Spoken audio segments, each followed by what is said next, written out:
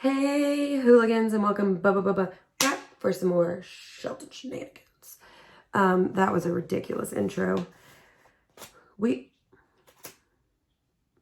are here today to read chapter 4. Hopefully you've already read chapters 1 through 3 and have commented the things that you were supposed to comment down below and or written them down. But we are here today and about to do chapter 4. It's getting so good. It's getting so good. So, keep watching and be sure to listen for the secret thing you have to put in the comments. Okay, back at it again. Guess who's back and better than ever? Not me. I'm trash. Because I lost my page. Hold on. Okay, moving right along. Chapter 4. Found it. So, remember, he just crashed into the lake. The plane had fallen into a little clearing, but it still hit some trees, and then he crashed into the lake. The plane was sinking, obviously, because planes don't float. And he was able, the windshield, the front of the plane had already broken, and so he was able to rip himself free, and he thought he was going to drown, but he ended up being able to make it to the surface. But then it said that he started spiraling into the world, spiraling out into nothing. That's some deep stuff. All right, chapter 4. So sometimes at points like this in the book, the authors like to do a flashback where you start, it's like a pause in the middle of the story, and then you start thinking about something else that had happened in the character's life. That's what we're doing here. Okay, chapter 4. The memory was like a knife cutting into him, slicing deep into him with hate. The secret. He had been riding his 10-speed with a friend named Terry. They had been taking a run on a bike trail and decided to come back a different way, a way that took them past the Amber Mall. Brian remembered everything in incredible detail. Remembered the time on the bank clock in the mall flashing 3:31, then the temperature 82, and the date. All the numbers were part of the memory. All of his life was part of the memory. Terry had turned to smile at him about something, and Brian looked over Terry's head and saw her. His mother. She was sitting in a station wagon. A strange wagon. It's a car, by the way. He saw her, but she did not see him. Brian was going to wave or call out, but something stopped him. There was a man in the car with his mom. Short blonde hair the man had, wearing some kind of white pullover tennis shirt. Brian saw this and more, and saw the secret. Saw more later, but the memories came in pieces, came in scenes like this. Terry smiling, Brian looking over his head to see the station wagon, and his mother sitting there with the man. The time and the temperature clock, the front wheel of his bike, the short blonde hair of the man, the white shirt of the man.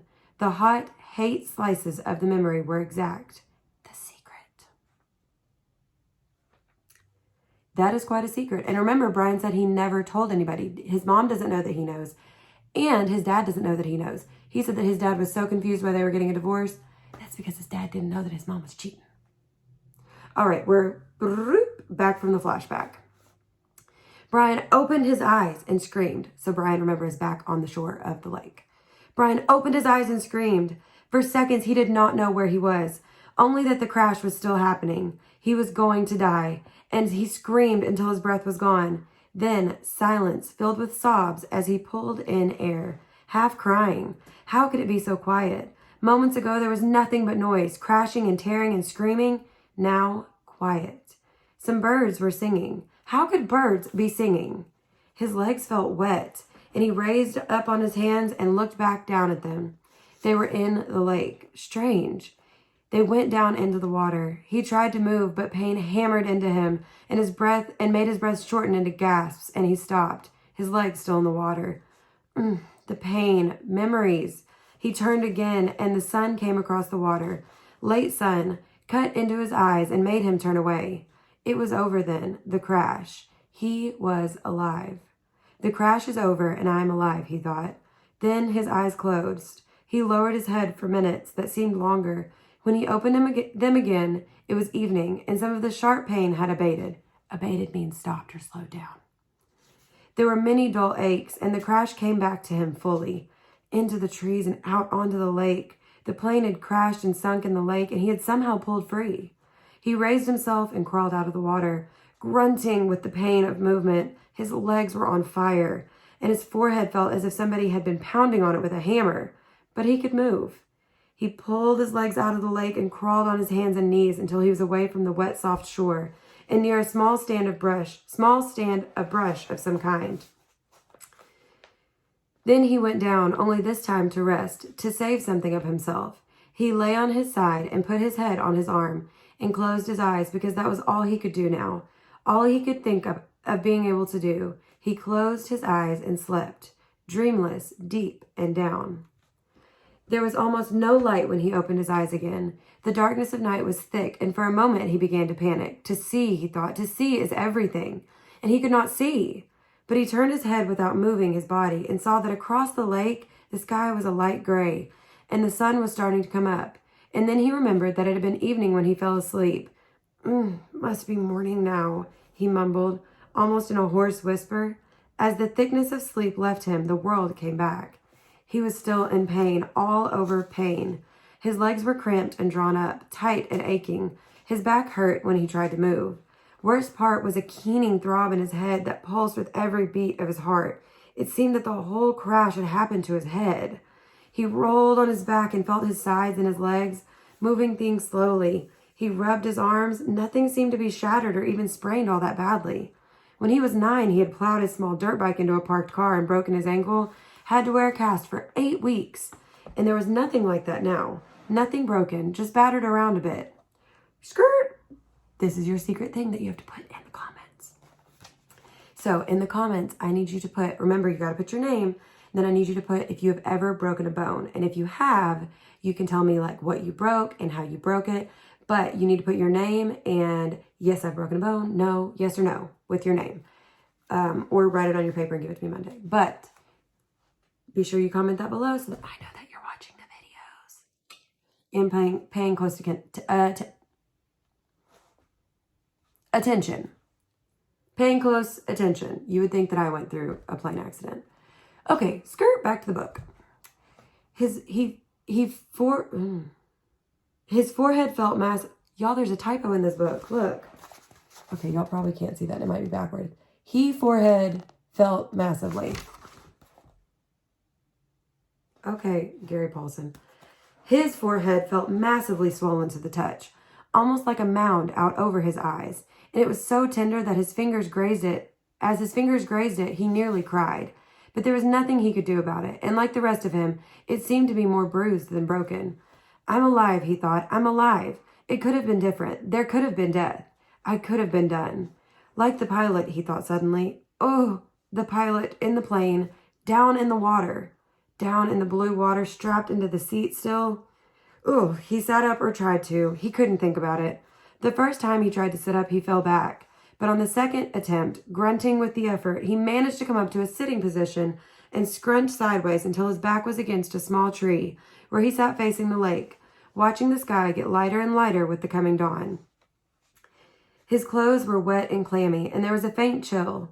He pulled the torn remnants of his windbreaker, that's like a jacket, windbreaker pieces. I did this in class too. He pulled the torn remnants of his windbreaker, pieces really, around his shoulders, and tried to hold what heat his body could find. He could not think, could not make thought patterns work right. Things seemed to go back and forth between reality and imagination, except that it was all reality. 1 second, he seemed to only have imagined that there was a plane crash, that he had fought out of the sinking plane and swum to shore, that it had all happened to another person, or in a movie playing in his mind.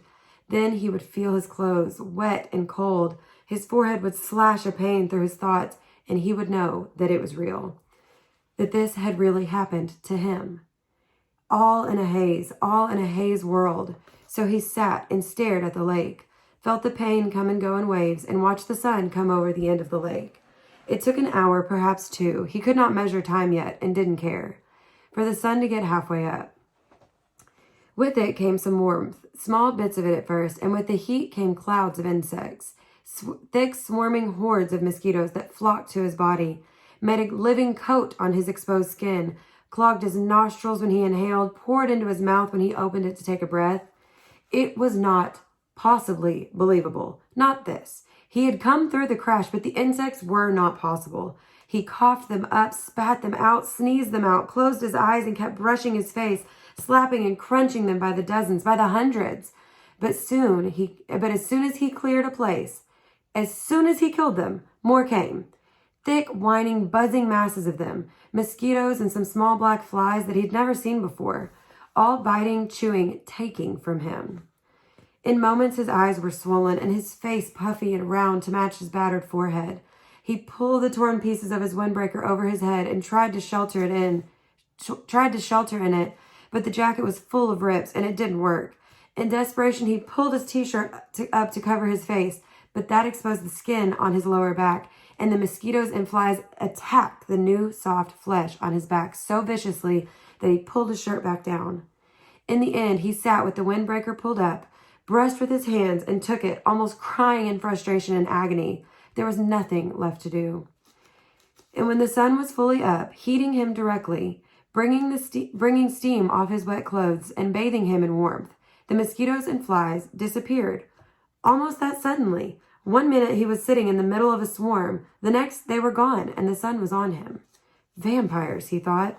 Apparently they didn't like the deep of night. Perhaps it was too cold, and they couldn't take the direct sunlight either. But in that gray time in the morning, when it began to get warm and before the sun was full up and hot, he couldn't believe them. Never in all the reading and the movies he had watched on television about the outdoors, never once had they mentioned the mosquitoes or flies. All they ever showed on the naturalist shows was beautiful scenery or animals jumping around, having a good time. Nobody ever mentions the mosquitoes or flies. He pulled himself up to stand against the tree and stretched, bringing new aches and pains. His back muscles must have been hurt as well. They almost seemed to tear when he stretched. And while the pain in his forehead seemed to be abating, seemed to be abating somewhat, just trying to stand made him weak enough to nearly collapse. The back of his hands were puffy and his eyes were almost swollen shut from the mosquitoes, and he saw everything through a narrow squint. Not that there was much to see, he thought, scratching at the bites. In front of him lay the lake, blue and deep. He had a sudden picture of the plane, sunk in the lake, down and down in the blue, with the pilot's body still strapped in the seat, his hair waving in the water. He shook his head. That caused more pain. That wasn't something he wanted to think about. He looked around at his surroundings again. The lake stretched out slightly below him. He was at the base of the L, looking up the long part with the short part out to his right.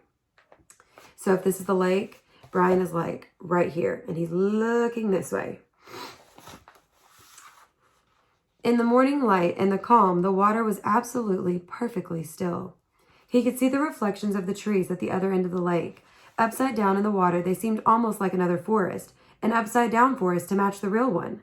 As he watched, a large bird, he thought it looked like a crow, but it seemed larger, flew from the top, real forest, and the reflection bird matched it, both flying out over the water. Everything was green, so green that it went into him. The forest was largely made up of pines and spruce. Those are types of trees. You're about to hear him list off a bunch of different types of trees. The forest was largely made up of pines and spruce, with stands of some low brush smeared here and there, and thick grass, and some other kind of very small brush all over. He couldn't identify most of it, except the evergreens, and some leafy trees he thought could be aspen. He'd seen a picture of aspens in the mountains on television. The country around the lake was moderately hilly, but the hills were small, almost hummocks. Those are like foothills, like teeny tiny hills. And there were very few rocks except to his left. There lay a rocky ridge that stuck out overlooking the lake, about 20 feet high. If the plane had come down just a little to the left, he would have hit the rocks and never made it to the lake. He would have been smashed, destroyed. The word came to him. I would have been destroyed and torn and smashed, driven into the rocks and destroyed. Luck, he thought. I have luck. I had good luck there. But he knew that was wrong. If he had good luck, his parents wouldn't have gotten divorced because of the secret, and he wouldn't have been flying with a pilot who had a heart attack, and he wouldn't be here where he had to have good luck just to keep from being destroyed. This is a good quote. Listen up. If you keep walking back from good luck, he thought, you'll come to bad luck. That means, like, look at the positive side of things. He shook his head again, wincing, another thing not to think about. The rocky ridge was rounded and seemed to be made of some kind of sandstone, with bits of larger stone layered and stuck into it. Directly across from the lake, at the inside corner of the L, was a mound of sticks and mud rising up out of the water, a good 8 or 10 feet. At first, Brian couldn't place it, but he somehow knew what it was. He'd seen it in films. Then a large brown head popped up to the surface of the water near the mound and began swimming off the short leg of the L, leaving a V of ripples behind, and he remembered where he'd seen it. It was a beaver house, called a beaver lodge, and a special he'd seen on the public channel.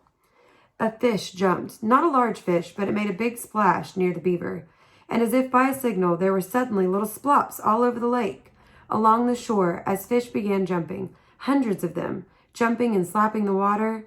Brian watched them for a minute, still in the half-daze, still not thinking well. The scenery was very pretty, he thought, and there were new things to look at, but it was all a green-blue blur, and he was used to the gray and black of the city. Traffic, people talking, sounds all the time. The hum and whine of the city. Here, at first, it was silent, or he thought it was silent, but when he started to listen, really listen, he heard thousands of things. Hisses and blurks, small sounds, birds singing, hum of insects, splashes from the fish jumping. There was great noise here, but a noise he did not know.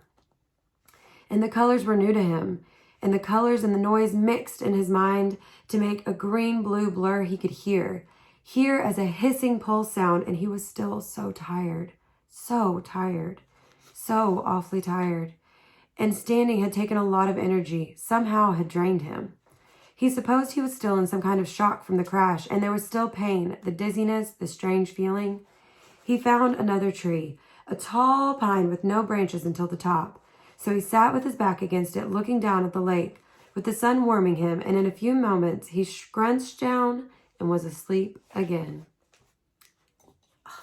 That was chapter 4. That was such a good chapter. So, let's see here. Did I already do? Yeah, I already did the secret thing. So if you missed it, that means you weren't paying attention. So you need to go back and rewatch the video. So be sure you comment the secret thing with your name or write it on a piece of paper if you don't want to make a YouTube video or YouTube account. Any hoozles. I will catch you guys in the next video for chapter 5. In the meantime, don't forget that I love you and you can change the world. Mwah!